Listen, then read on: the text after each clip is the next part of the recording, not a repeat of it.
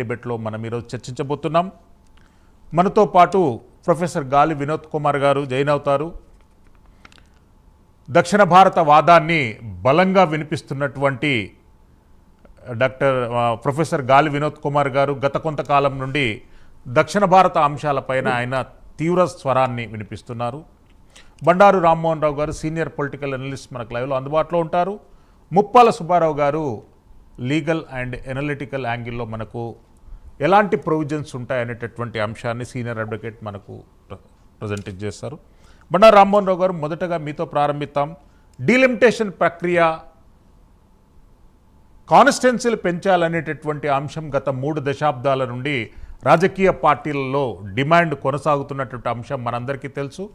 కొన్ని సందర్భాలలో కొన్ని ప్రాంతాలలో కొత్త నియోజకవర్గాలు ఏర్పాటు చేయాలి అనేటటువంటి అంశంలో ఎన్నో ప్రపోజల్ వచ్చాయి. వాటన్నిటిని కూడా పరిగణలోకి తీసుకొని ఈరోజు డీలిమిటేషన్ ప్రక్రియకు అనేటటువంటిది వెళ్తుంది.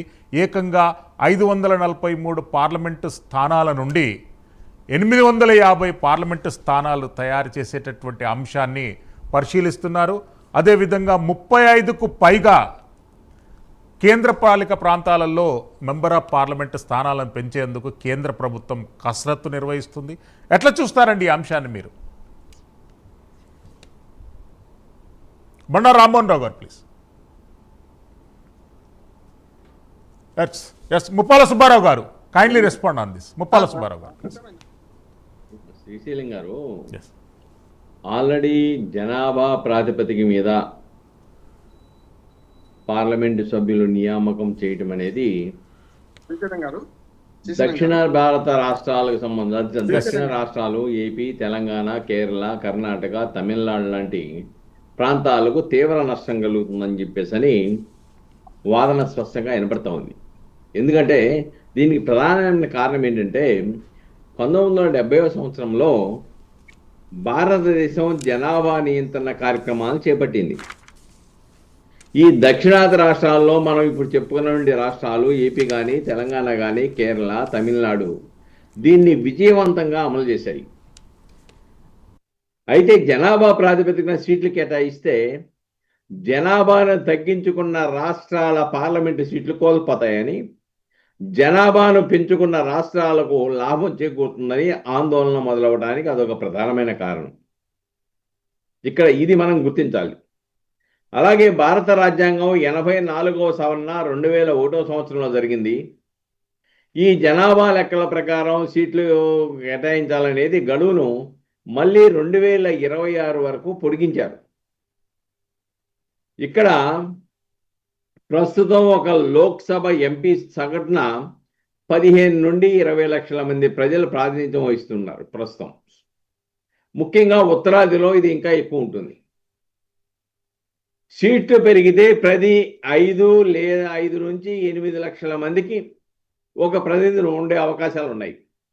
దీనివల్ల ప్రజల సమస్యలు వినటానికి ప్రతినిధికి ఎక్కువ సమయం ఉండొచ్చు, కానీ దీనివల్ల దక్షిణాది రాష్ట్రాలకి తీవ్రమైనటువంటి దక్షిణాది యొక్క గొంతు నొక్కే ప్రమాదం ఉందనేది ఇక్కడ స్పష్టంగా కనబడుతోంది. ఉదాహరణ, ఉత్తరప్రదేశ్లో ప్రస్తుతం 80 లోక్సభ సీట్లు ఉన్నాయి. అది ఒకేసారి 140కి పెరిగే అవకాశాలు ఉన్నాయి. కేరళ, తమిళనాడులో యొక్క సీట్లు తగ్గటమా లేదా చాలా తక్కువగా పెరగడమో జరుగుద్ది. ఫలితంగా ఏమవుతుందంటే కేవలం 2-3 పెద్ద రాష్ట్రాలు కలిస్తే కేంద్రంలో ప్రభుత్వం ఏర్పడే పరిస్థితి వస్తుంది. దీనివల్ల దేశం యొక్క మొత్తం విధాన నిర్ణయాలు దక్షిణాది రాష్ట్రాల ప్రభావం నామమాత్రంగా మారుతుంది నిర్ణయాల్లో. కాబట్టి అందువల్లనే మీరు ఆ పద్ధతి కాదు, రాజ్యసభలో బలోపేతమైనది ఉండాలంటే అమెరికాలోని సెనేట్ తరహాలో రాష్ట్ర జనాభాతో సంబంధం లేకుండా ప్రతి రాష్ట్రానికి సమానమైన రాజ్యసభ సీట్లు ఇవ్వడం ద్వారా సమాఖ్య స్ఫూర్తిని కాపాడవచ్చు అని చెప్పేసి కూడా వాదనలు వినపడటానికి అదొక కారణం. అలాగనే మనం పునర్విభజన చట్టం జరిగితే ఆంధ్రప్రదేశ్, తెలంగాణ రాజకీయ నాయకులకు మరిన్ని అవకాశాలు వస్తాయి. ప్రజలకు ప్రతినిధులు చేరువవుతారు. కానీ జాతీయ స్థాయిలో తెలుగు రాష్ట్రాల ప్రాబల్యం తగ్గకుండా చూడాలంటే కేవలం జనాభానే ప్రాతిపదికగా తీసుకోకుండా శాస్త్రీయమైన పద్ధతిని అనుసరించాలని రాజకీయ నాయకులు, రాజకీయ విశ్లేషకులు అభిప్రాయపడుతున్న విషయాన్ని ఇక్కడ మనం గమనించాలి. సరే, ఇప్పుడు స్పష్టంగా రాజ్యాంగ నిబంధన 84వ రాజ్యాంగ సవరణ ప్రకారం దేశవ్యాప్తంగా నియోజకవర్గాల సంఖ్యపై 2026 వరకు నిషేధం ఉంది. 2026 తర్వాత జరిగే మొదటి జనాభా గణన ఆధారంగానే సీట్ల పెంపు జరగాలనేది కేంద్ర ప్రభుత్వం ఆలోచిస్తున్నట్టుగా కనబడుతుంది. కాబట్టి ఇది ప్రమాదకరమైంది, ఇది శాస్త్రీయంగా జరగాలి. ఆ విధంగా జరిగితే ఏదైతే ప్రభుత్వం చెప్పిన జనాభాను నియంత్రించండి అని చెప్పారో ఆ నియంత్రణని సక్రమంగా కేంద్ర ప్రభుత్వం పిలుపు మేరకు అమలు చేసినటువంటి రాష్ట్రాలు నష్టపోతాయి.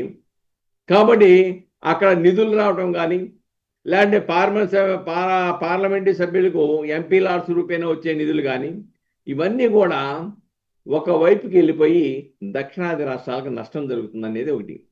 ఇందులో ఆల్రెడీ మనది 2014లో సెక్షన్ 26 ప్రకారం ఆంధ్రప్రదేశ్ అసెంబ్లీ సీట్లు 175 నుంచి 225 వరకు పెంచుకోవచ్చన్నారు. తెలంగాణలో ప్రస్తుతం ఉండే 119 సీట్ల నుంచి, అసెంబ్లీ సీట్ల నుంచి 150 సీట్లకు పెరగాల్సి ఉంది అని చెప్పేసి చట్టం చెప్తా ఉంది. అయితే ఇది రాజ్యాంగంలోని ఆర్టికల్ 170కి లోబడి ఉండాలని చెప్పేసి ఒక నిబంధన కనబడతా ఉంది. కాబట్టి అందువల్లనే ఇప్పటి వరకు అవి నిర్ధారించుకోవడానికి జాప్యం జరుగుతుందనే విషయాన్ని ఇక్కడ సుబ్బారావు గారు మళ్ళీ వస్తానండి మీ దగ్గరికి. సెకండ్